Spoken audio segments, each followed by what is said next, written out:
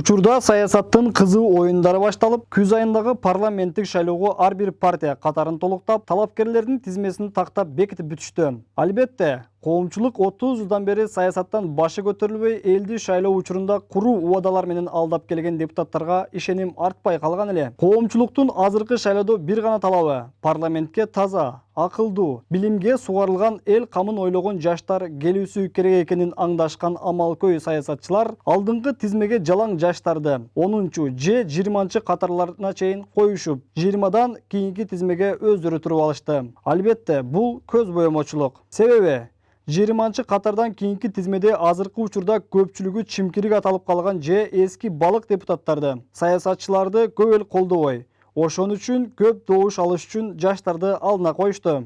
Андан кийинки оюнун ишке ашырыш үчүн жаштарга орун бербесек болбойт деген алдамчылар алдыңкы катардагыларды катары менен декабрь айынан баштап жаштар кетиш керек деп чыгышат. Мына ошону менен чимкиригибиз куюлуп, уялып шапкебиздин алдына бетибизди жашырып коюп жүрө беребиз. Дагы 6 жыл адаштык деп. Бул жерде дагы бир нерсе ойго келди. Ар бир партиянын алдындагылар арткы катардагы алдамчыларга алданбай, депутаттык мандатыңарды бербей, Кыргызстан үчүн иштеген, эл үчүн күйгөн депутаттан болуп, экинчи легендарлуу парламентке айланып калышыңарга абдан жакшы шарт түзүлүп калды. Мына ошол шартты колдон чыгарбай кармап калыш керек. Ишенбесеңер, артыңардагы катарда тизилген депутаттар бир партиядан экинчи партияга секирип эле келе жатат. 5 күйөөгө тийген келинди деле көрө элекмин. Бирок 5 партия алмаштыргандар толуп кетишти. Булар күйөө алмаштырган келинден да жаман го дейм.